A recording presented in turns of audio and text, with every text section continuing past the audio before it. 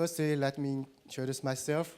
I'm Kevin Guo. I'm from Shanghai, from the Switch.com, which is headquartered and founded in Shanghai. I'm typical Shanghainese. I was born in Shanghai in late 1960s and grew up in Shanghai. Where I was born in Shanghai is called French Concession, French Concession. And in early of last century, Shanghai's name is called East Paris. Do you know that? East Paris, 东方巴黎 in Shanghai, famous for East Paris. So when I visited in Paris 14 years ago, first time, I found it's very familiar. It's very like the architecture, the building, and the atmosphere is very like in Shanghai. So when I stand on this stage, I don't feel strange. So my English is not is very limited. That's the connect of Shanghai and China with France. Okay. My topic today is five key trends of Chinese travel market you need to know. Maybe this trend is from the data of China's whole travel market, and also from Ctrip. Ctrip is the biggest, #1 online travel agency in China.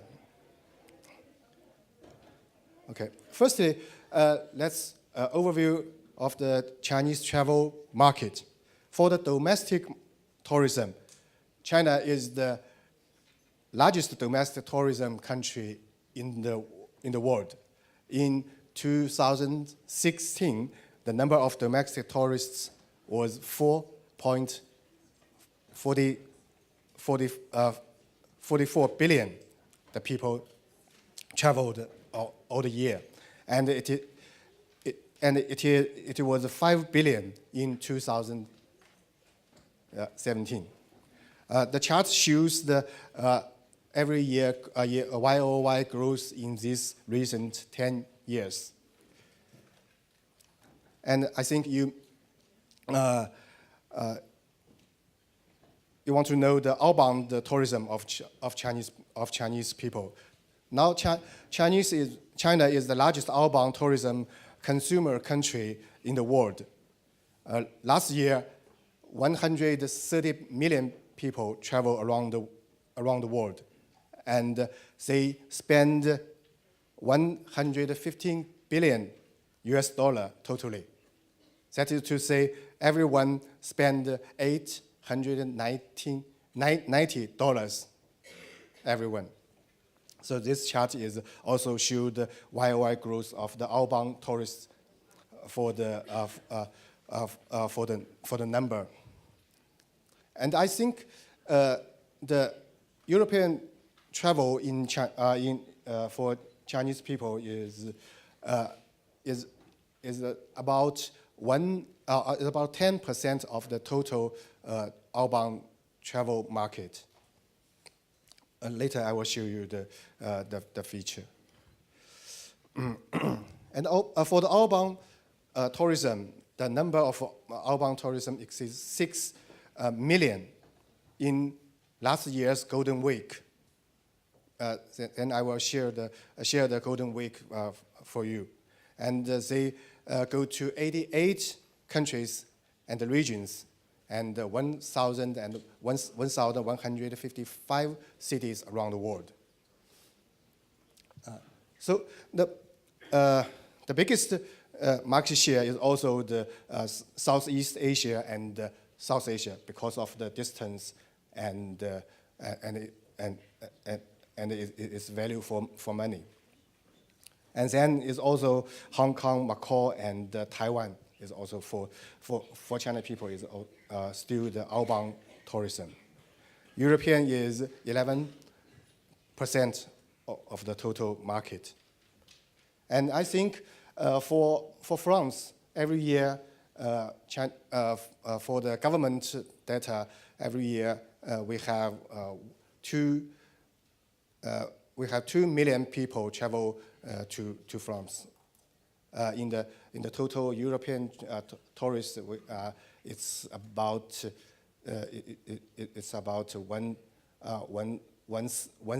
one fifth of the total European tourists, Chinese tourists. And now only 10% of Chinese people have the outbound passport. So that is to say, the potential of Chinese outbound market is still unlimited. Now, the Korean, Vietnam, Japan, and other countries is the largest inbound tourist source in these countries for the Chinese people. Okay, next, let's talk about the opportunity of the Chinese travel market. Firstly, we must think of the Golden Week. I think most of you know the Golden Week. From 1999, the Chinese government combined two big holiday. One is Chinese New Year, and another is Chinese National Day. Combine the 2 days weekend before and after together, and make it a 7 days holiday to be golden. It's called a Golden Week. The Golden Week make a lot of Chinese people travel in the country and around the world. Last year, the National Day plus the Mid-Autumn Festival become a 8 days Golden Week. It's the longest Golden Week in the history, and more than 7 million people traveled around in the country, all around the world. That is to say, half of the Chinese population go out of their home. And revenue reached 580 billion RMB. So my question is the Golden Week the real opportunity for Chinese travel market? And my answer is the Golden Week is the trap of travel markets. I have 3 reasons. Firstly, for customers, for travelers, Golden Week make the very bad experience for the customers. This picture shows this Chinese New Year in the hottest destination of China, Hainan. When the people leave Hainan to their hometown, they drive for several days on the road for the traffic jam, and also everywhere crowded, and everywhere the price is times higher than normal. And second, for the service provider, for the restaurant, for the hotel, for the park, it's difficult to balance their providing in the Golden Week. When the Golden Week customer disappeared, and it's difficult to balance their service, their staff, everything. And for the travel marketers, for us, it reduced the intelligence. You have nothing to do for the Golden Week. You just stay here. You stay there to wait the customer come and wait customer escape. So I think it's a not real opportunity for travel marketers. You have nothing to do for that. So I want to say the real opportunities for Chinese travel markets under the 5 key trends. It includes weekend travel, family travel, leisure travel, self-driving, and youngsters. Let me say it one by one. For the weekend travel is not like the Golden Week. We have more than 50 weekends in the whole year. In last year, more than 9 million people travel around in weekend. That is to say, 1/5 of the domestic tourism is weekend travel. It's more than the Golden Week travelers.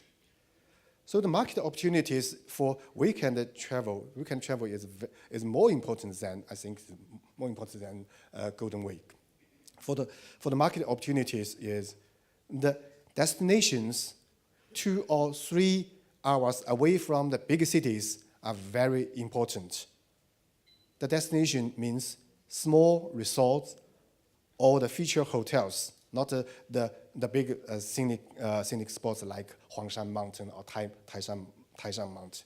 Small resorts. Small resorts is valuable for people to use 2 or days to explore. And Club Med, the French company now bought by Chinese company Fuxing Group, develops a new brand only for China. It's called Joy View for China, focusing on the weekend travel market. They opened 2 hotels. One is near Shanghai and another is near Beijing. Just 2 hours for driving from Shanghai or from Beijing. They only have 300 rooms for one store, and only for the weekend.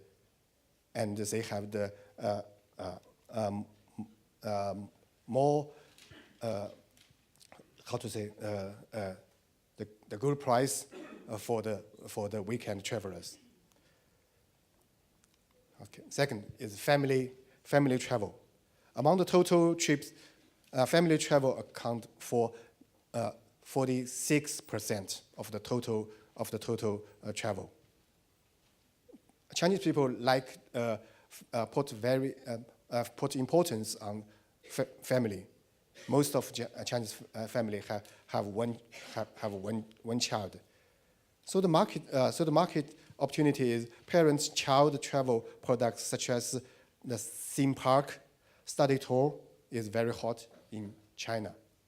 I will tell you, Disneyland Park in Shanghai opened for 1.5 years. And for the first year, Disney Park have the 11 million visitors in the first year from June 2006 in the first year. And most importantly, and they gained profit for the first year. It's the first park in the world of the Disneyland to gain the profit for the first year. Yeah. Most of them are family tour. And travel facility, whether or not are friendly for children, is very crucial. Chinese people like to travel in Japan. I travel in Japan for many times. Why? I have a baby, 2 years old. When I travel in Japan, it's very convenient. You go to everywhere, to the park, go to the shopping center, go to the metro station. Everywhere you can easily find a lift for your baby's buggy. But when I come to Paris in the Chinese New Year, in the metro station, I have to take my baby's bag by myself. I can't find a lift. Yeah, it's very important for the family travel. And then leisure travel. The population, the proportion of the leisure travel is more than that of the sightseeing tourists. The difference of leisure travel between of the sightseeing is leisure travel is just take time. Sightseeing, you must explore more in the limited time. But leisure time, you just take time. It's also called slow travel, just for leisure, for relaxing. You don't want to see to see the museum, to see the park. So destinations for the relaxing purpose, such as island travel, spa hotels, is very hot for the Chinese travelers. And, the island, Thailand has been the #1 destination for Chinese outbound tourists, because they have the many tropical islands for Chinese leisure travel. And the low-speed travel, such as cruise travel, is very hot in China. Almost every global cruise company entered the China's market, but the price competition is very high. The fourth trend is self-driving. Most of Chinese middle-class people have their own cars. During the Golden Week in 2017, the national intercity self-driving tourists reached 32 million. So the market opportunity is for self-driving travelers. They want to find the different destinations. They want to find a less popular destination. So some feature B&B in the less popular destination is very is welcomed by them. But the problem is for the feature B&B or the less popular destination, how to make them know you. The social network and the social media is very important for them. And also the comment on the website, like on the ctrip.com, is very important. The comment.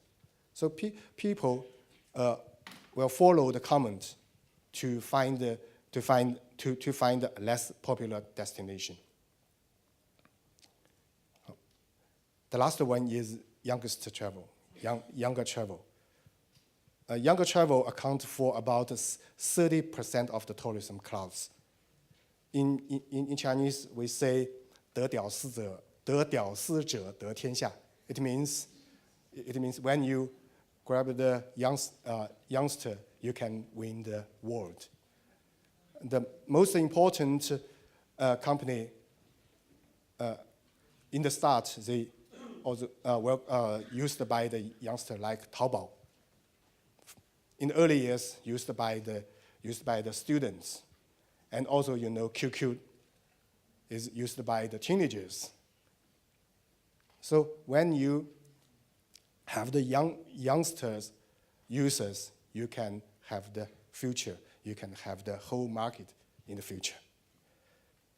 And the travel finance service can be done for them. In ctrip.com, we have the financial service. You can loan the money for your travel, and then you return year by year, month by month. Okay, this is the five most important trends for China's market. And under the new trends, the consumer's behavior changed. I listed four changes.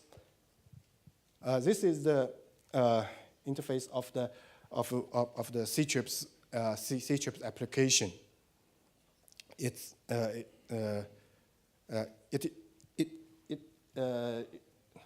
you can find the feature of what I say. The first is last-minute travel plan. In the time of in the time of traditional time, or in the time of PC website time, people have to plan the travel earlier in advance, earlier than when they want to travel. In my data, in the PC, people use 2 to 3 days in advance to book a hotel, averagely. But in the mobile, in the Ctrip's application, people only use 0.8 days in advance to book a hotel. That is to say, people, when they prepare to start, they begin to book their hotel, they begin to book their local activities, maybe on the road. Maybe they after they come to the destination. So it's the last minute travel plan. And then is the digital travel. Now the travel is digitally. Before, when you travel, people have to take their paper tickets, have to take their paper guidebooks. Now, you needn't. You only take your cell phone, your mobile, everything in it. And fragmented travel booking. You see a lot of travel fragments on Ctrip's application. Now people seldom to book a travel in a package tour. They book one by one. They book a flight, and then they book a hotel, and they book activities. It's fragmented, it's called fragment. And then sharing at any time.